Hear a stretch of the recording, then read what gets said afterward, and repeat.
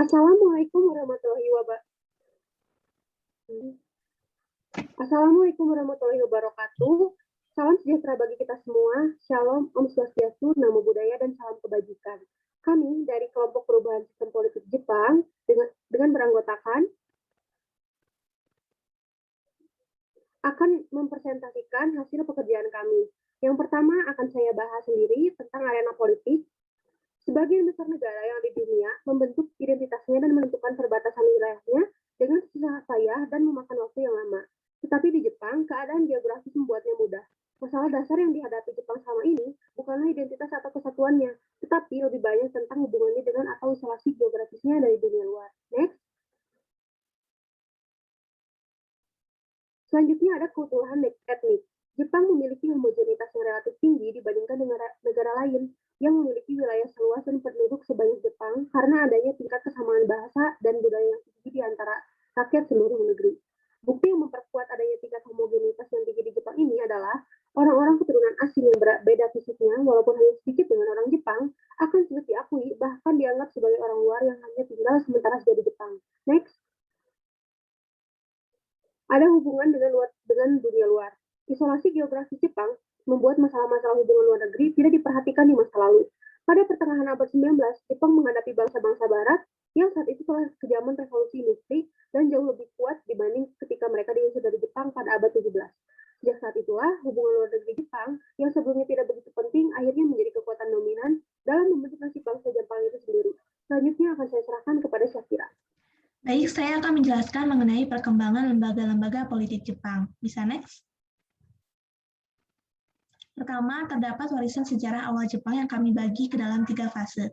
Abad ke-5 dan ke-6 terdapat sistem politik Jepang yang paling awal, yaitu sistem politik Uji, di mana sistem ini memiliki otonom yang besar di bawah kaisar dan sistem wewenang yang turun-temurun. Yang kedua, terdapat kekuasaan kaisar, di mana kaisar dianggap sebagai satu-satunya sumber keabsahan dan sebagai lambang identitas serta kesatuan bangsa Jepang. Yang ketiga, bangsa Jepang selalu menghormati hierarki atau kedudukan. Pada abad ke-7 dan ke-9, sistem Uji hendak diganti dengan sistem pemerintahan birokratik terpusat berdasarkan model Cina tetapi gagal. Tetapi tetap ada keinginan untuk penyatuan administratif dan konsep negara kesatuan semakin kuat ketika diciptakan ibu kota Kyoto sampai tahun 1868. Pada abad ke-19, Jepang menyadari bahwa sangat penting untuk mempelajari dan mengambil hal baik dari negara lain, contohnya konsep Cina ajaran Konghucu. Next. Setidaknya terdapat 5 dampak sistem feodal terhadap Jepang di masa modern. Yang pertama, kepemimpinan kelompok. Masyarakat Jepang lebih menyukai kepemimpinan kelompok dibandingkan kepemimpinan individu atau karismatik. Yang kedua, pentingnya keberadaan hukum dan ketertiban. Yang ketiga, sistem dan kendali yang terpusat. Keempat, Jepang sebagai negara maju, sekarang kemahiran kewirausahawastaannya terlihat. Dan yang kelima, masyarakat Jepang sangat menjunjung tinggi identitas kelompok. Next. Selanjutnya ada pembentukan negara modern. Pada tahun 1853 sampai 1854, Jepang berusaha untuk membendung kekuatan dominasi barat baik ekonomi maupun militer yang diwujudkan dengan samurai pembelot bersama dengan Kaisar Meiji yang disebut dengan Restorasi Meiji. Kaisar ini memerintah dari 1868 sampai 1912. Tahun 1871, wilayah-wilayah kekuasaan feodal sebelumnya dihapuskan, sehingga keistimewaan kelas samurai juga ikut dihapuskan. Di bawah Kekaisaran Meiji, Jepang mulai memperkuat tatanan pemerintahannya, baik dari segi militer, ekonomi, hukum, hingga pada akhirnya kementerian-kementerian modern dibentuk dan berada dalam susunan kabinet pada 1885 di bawah pimpinan Perdana Menteri. Next. Selanjutnya ada perkembangan pemerintahan konstitusional. Para pemimpin pada masa itu yang memegang kekuasaan mengajukan adanya konstitusi yang permanen yang akan mendefinisikan sistem pemerintahan baru. Kemudian pada 1889 lahirlah konstitusi Meiji. Berdasarkan konstitusi Meiji, kaisar merupakan unsur kedaulatan dan juga suci serta tak teringkari, tetapi kaisar membutuhkan perizinan dari para menteri untuk menentukan suatu keputusan. Terdapat perubahan model kekuasaan dari parlementer model Inggris hingga ada kendali militer pada tahun 1930-an. Next. Selanjutnya terdapat reformasi dan permulaan baru. Pendudukan di Amerika Pendudukan Amerika Serikat di Jepang pasca berakhirnya Perang Dunia II mampu membentuk sebuah konstitusi yang diharapkan oleh bangsa Jepang. Dengan menggunakan sistem parlementer model Inggris, Amerika berusaha membangun Jepang menjadi negeri yang damai dan demokratis sesuai yang diharapkan oleh masyarakat Jepang. Rencana reformasi sosial dan ekonomi ini dilakukan oleh Jenderal MacArthur dan berhasil merancang konstitusi untuk Jepang. Pada Mei 1947, setelah sedikit perubahan dan diterima secara resmi oleh pemerintah Jepang, konstitusi ini menggantikan konstitusi Meiji. Selanjutnya akan dijelaskan oleh teman saya, Karisa.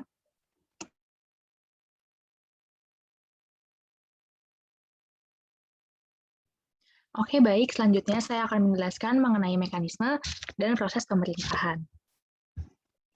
Yang pertama terdapat Diet atau Hokai. Jadi Diet atau Hokai merupakan lembaga legislatif Jepang yang memiliki kedudukan sebagai the highest organ of the state power. Yang kedua ini, kekuasaannya mengalahkan kaisar pada konstitusi baru karena kaisar hanya sebagai lambang negara dan kesatuan bangsa saja. Nah, yang ketiga, terdapat dua bagian dari Diet, yakni Majelis Tinggi atau House of Councilors. Jadi, Majelis Tinggi ini berjumlah 232 orang dan dipilih selama 3 tahun sekali dengan masa jabatan 6 tahun. Yang kedua, 100 dari 252 terpilih dipilih secara nasional dan sisanya dipilih setiap prefektur atau provinsi. Yang terakhir, Majelis Tinggi bertugas untuk memperlakukan undang-undang pengendalian. Nah, undang-undang pengendalian ini yang nantinya akan mengatur pemerintah-pemerintah di tiap daerahnya yang membawahi provinsi, gubernur, dan sebagainya. Yang kedua, ada Majelis Rendah atau House of Representation. Jadi, Majelis Rendah memiliki masa jabatan 4 tahun dengan sistem distrik pemilihan ukuran sedang yang sesuai dengan sistem pemilihan tahun 1925. Setiap pemilih hanya bisa memilih satu dari 5 calon dan dianggap lebih proporsional, karena tiap distrik pasti ada yang maju atau orang dengan jumlah suara 20%, sehingga dapat mewakilkan suara lebih banyak. Yang ketiga, pada tahun 1925, Majelis Rendah berjumlah 466, dan pada tahun 1976 berjumlah 511. Majelis Rendah bertugas untuk memilih Perdana Menteri dan Kabinet. Jadi, Majelis Rendah juga punya kekuasaan untuk memberhentikan Perdana Menteri. Majelis Rendah memiliki kedudukan yang lebih tinggi dibandingkan dengan Majelis Tinggi. Karena Majelis Rendah dalam beberapa poin dapat menolak keputusan Majelis Tinggi apabila mendapatkan suara 2/3 dari anggota yang lain. Tapi berbeda lagi apabila urusannya dengan konstitusi, karena Majelis Tinggi lebih memiliki wewenang. Yang kedua, ada birokrasi. Birokrasi merupakan lembaga eksekutif Jepang yang diduduki oleh Perdana Menteri beserta jajaran kabinetnya. Ia dibentuk oleh Diet atau House of Representative atau Majelis Rendah. Perdana Menteri berasal dari partai dominan di kursi Diet. Hal ini juga berlaku terhadap menteri-menteri di kabinet dengan masa jabatan 4 tahun. Birokrasi memiliki 12 menteri dan beberapa pimpinan badan yang ditunjuk oleh menteri sebagai menteri tanpa portofolio. Menteri juga memiliki tingkatannya dan kedudukan tertinggi dipegang oleh Kementerian Keuangan.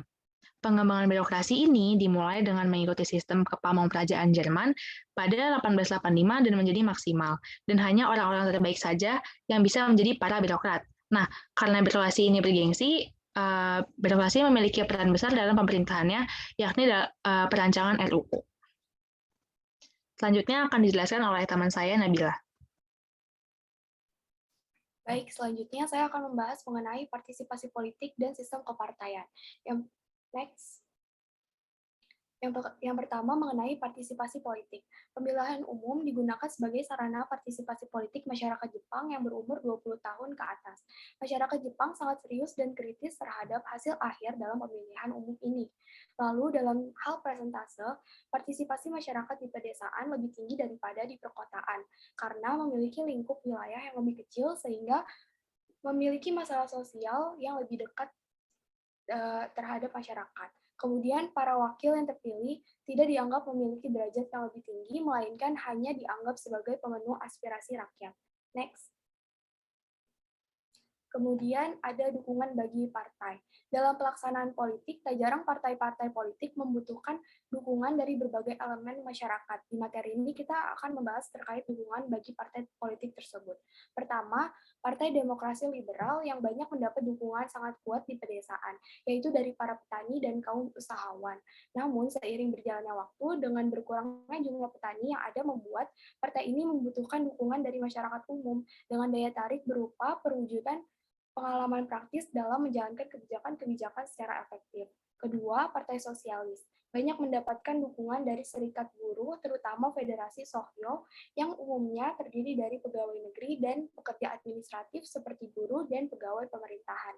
Ketiga, yaitu Partai Sosialis Demokrat, yang bergantung pada serikat buruh, terutama Federasi Domei, yang umumnya terdiri dari pekerja buruh kasar yang memusatkan perhatian tentang upah dan kondisi pekerja.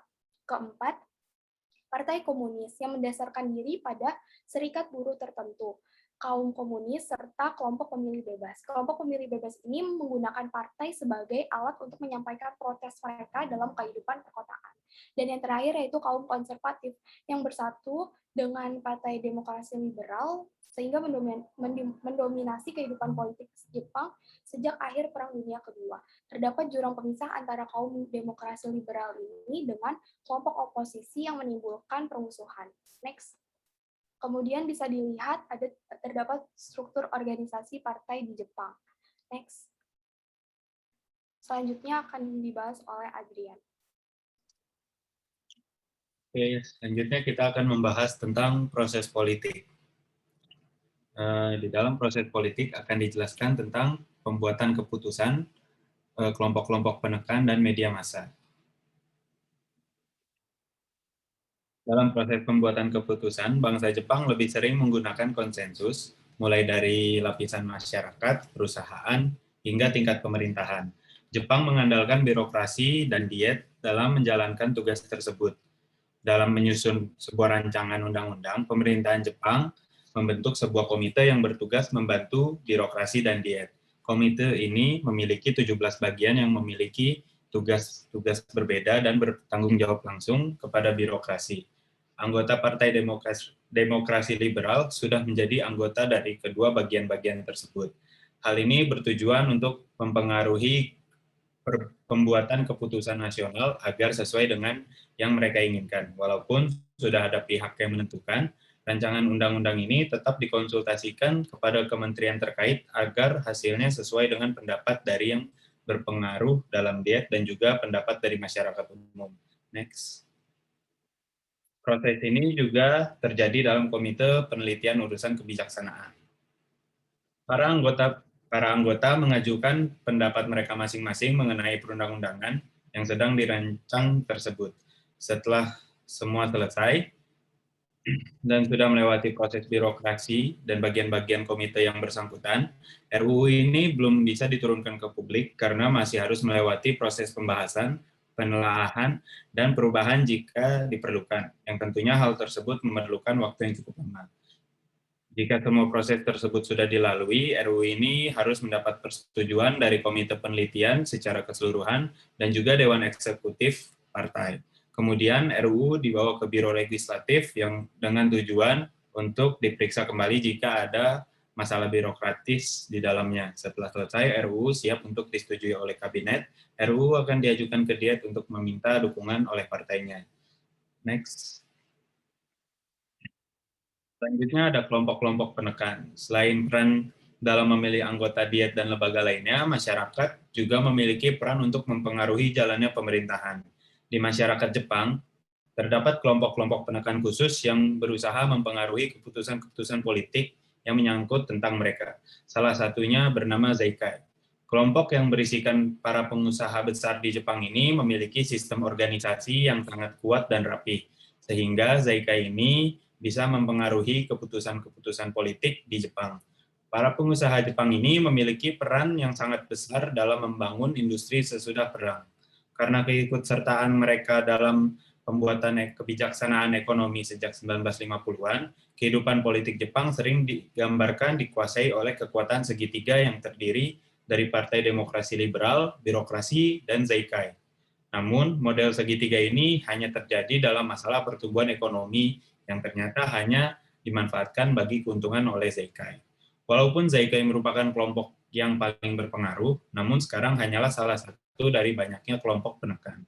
Para kelompok memiliki berbagai cara untuk mempengaruhi jalannya pemerintahan, seperti melalui Shingikai. Shingikai adalah dewan penasehat yang sebagian besar ada di dalam badan pemerintahan. Anggota Shingikai merupakan para ahli di bidangnya dan juga masyarakat umum yang memiliki kepentingan. Cara lain Selain melalui Shingikai adalah dengan cara demonstrasi. Next. Selanjutnya ada media massa.